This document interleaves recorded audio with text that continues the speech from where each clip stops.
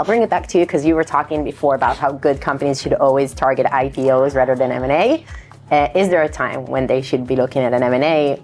Should startups consider different M1s before they decide which track they're going to pursue? In every company that we back, the hope is that, that becomes a multi-billion-dollar, 10 billion plus type IPO outcome, right? And I think when you are building towards that IPO outcome, that's when good things happen, right? Either, an opportunistic M&A, opportunity pops up, right? Where you can take advantage of, a good deal that you feel like is right in the market. Or you're just setting the company up with the sort of the best success to be able to, potentially be acquired if that IPO is no longer possible, right? I think you need to shift that energy, right?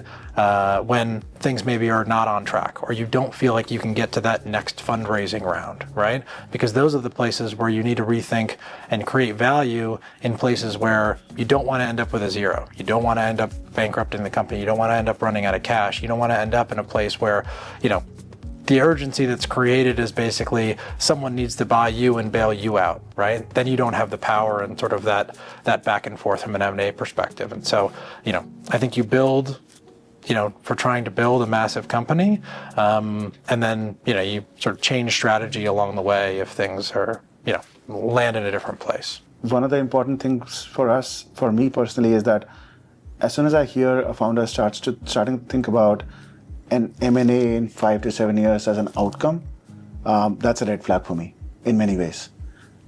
We want to work with founders who want to build it forever, and we can be a part of that journey to the best of our capability as an early stage investor.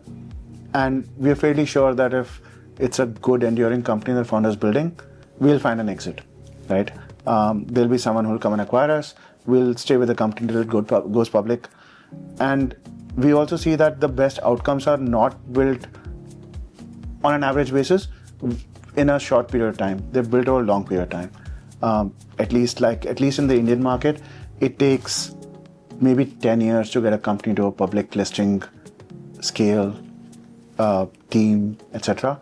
So we think of every company that we invest in as an IPO candidate. I feel that the IPO is like telling your kid that you can do anything, right? It's like from day zero, you just work hard. You're gonna be an astronaut. You're gonna be.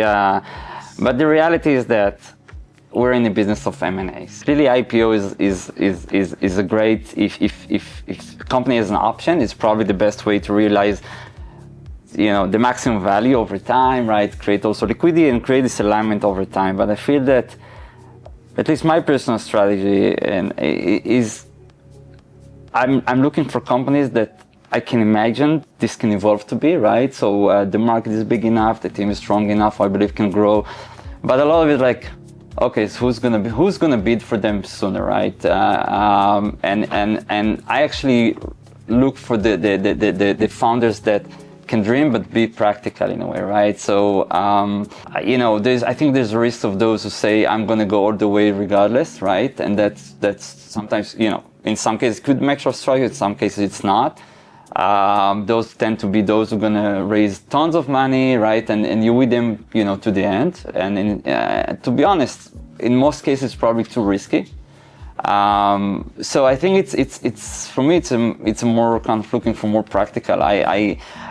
The reason cyber is hot in Israel is the M&A, to be honest, right? And if you come in early and you create this alignment with the team, and you're not excited by the $100 million exit, but maybe 2 or 3 becomes like a big win for the fund, right? That's the benefit of the. And a lot of the work is not to actually target the company to this M&A. Do the best you can, build the best company, keep the dream alive, right, in a sense. That's the only way, by the way, also to get a good M&A. But once you invest in those highly acquisitive markets, by definition, you should be happy with an M&A, right? So I think that's maybe part of the regional difference. It's completely a part of the ecosystem talk here, because there really aren't many M&As that happen in India and in our market.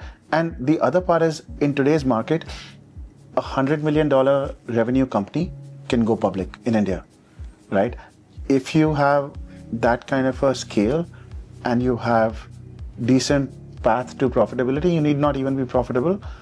There is a very high probability of getting an IPO outcome. And the public markets are also sort of continuing to reward such companies. And there is the part of being IPO ready is also not that strict in India. You can miss after listing a little bit here and there in terms of quarterly guidance, etc. But and the markets understand that.